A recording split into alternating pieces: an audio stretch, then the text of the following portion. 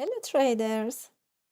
As each week, I would like to have a look to the Forex Factory today in order to see which kind of news we should expect this week. Uh, Also, we will have a look to the charts in order to see what would be the possible scenario we should follow during the week. So I start with Monday, 3rd of August. Okay, as we are in the first of the month, so we should expect that several news in this week. And maybe every day we will have a news regarding USD, which could have a major effect or medium effect at least in the chart of gold, let's say, and USD. So we see that Monday we at 5 p.m., which is my country zone. It's the PMI. Then on Tuesday we have around let's say at 5 again the job opening, and Wednesday 5 of August we have also non-farm employment change and PMI, but the main news is related to the on Friday to non-farm employment change. As we see regard the unemployment rate and average hourly earning, we have the forecast the same as the previous report, but regarding non-farm employment change, we see that the forecast is upper than what we had in previous month. So maybe the main effect should be expected due to the non-farm employment change. Let's see what will happen end of the week, but I expect to see the very change or effective major change in the chart on Friday due to the non-farm employment change. Okay, let's come back to the chart and see it together. It's clear for all of us that the gold is almost in a range status. It's started from, let's say, 24th of June until today. It's continued, and it's not buyer no seller are not able to change the situation. It means the momentum is not in hand of not buyer no seller. So I would like to delete all these levels that I put, and we will review it together. Or maybe remove the drawing.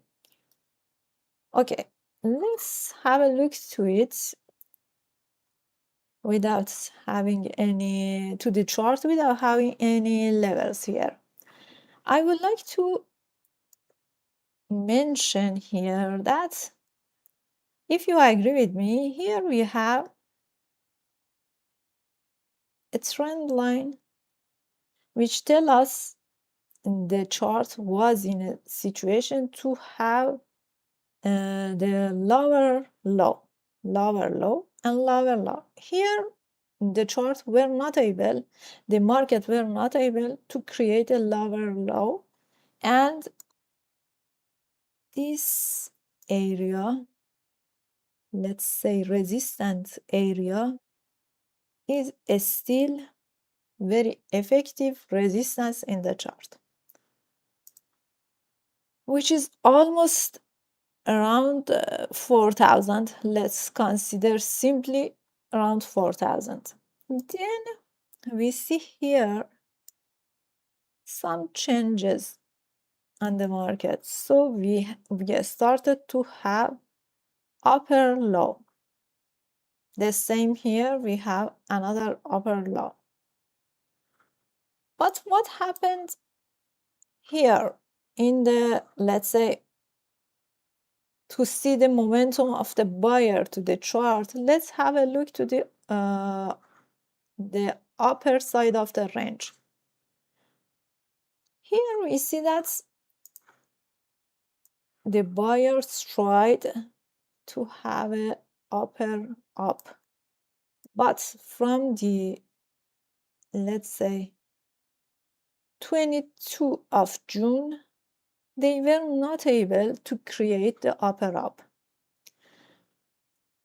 So maybe better to say end of June, the seller tried to create new lower low, but they failed. And here buyer take the momentum and tried to create the upper up, but they failed. Okay.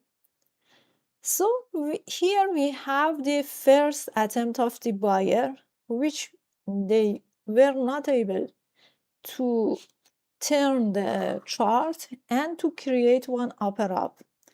So they started, we see here the momentum of the bearish started to be more visible in the chart. Now I want to take your attention here. Maybe I can put it in orange to explain it better. Here we have the last demand zone, the last supply zone, which the buyer were not able to even enter it.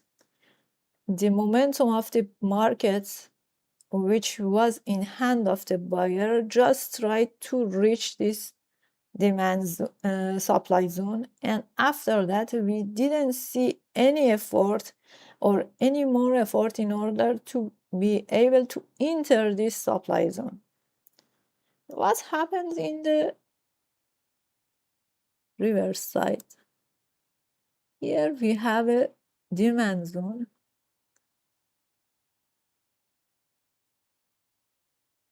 just to make it more clear. Okay, here we have a demand zone, the last demand zone that we can consider, which the buyer, seller enter to this demand zone and try to break it, but their, let's say, their effort was not successful. So here we can easily say that the momentum of the market is more in hand of seller than the buyer. Okay. And I want to conclude that if the seller are able to break this demand zone and then to reach this area and break this area also, let's say 4,000, or close under this area. Maybe simply we can say to close under this area strongly. We expect the continuation of the sell, let's say, downtrend movements. At the moment, I don't see the momentum, bullish momentum in the market, okay? But maybe something changed. So for us, for me, let's say, and maybe you agree with me, in order to consider the scenario in this way. If Monday we see that the market comes to this demand zone and break it, close under this demand zone, maybe we can conclude that the next target should be here. Here we have around 4,000 to 3,900. Here we have a trend line, which we should see the reaction of the price to this trend line. It is possible that the price again return to this area and confirm that the market doesn't have enough momentum to break the last supply zone and again to come back. Maybe till Friday we see this range it's continued again.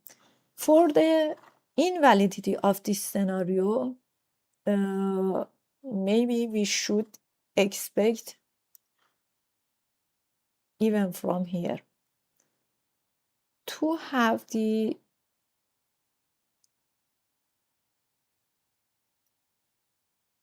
trend to continue here around 4,100 and it continued to break this zone, the last supply zone, and come about this trend line.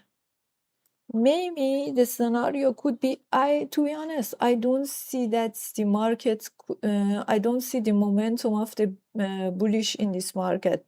So my expectation is to see that from this area again market to come back here.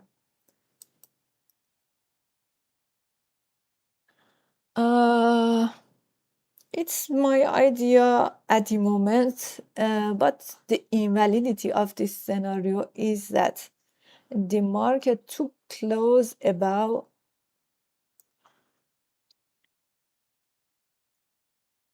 let's say in clear situation to close above this area. It means that to have the strong break above the area around 4,200.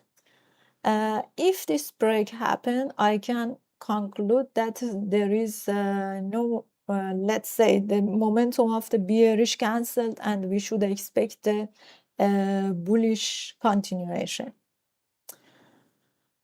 Don't hesitate to leave your comments, if any, and I would like to request you to please protect your capital and don't enter to any trade if you don't know how to manage the stop loss. Maybe this week we need just more to watch the market in order to not be in heavy loss. Have a nice trading week and see you on Monday.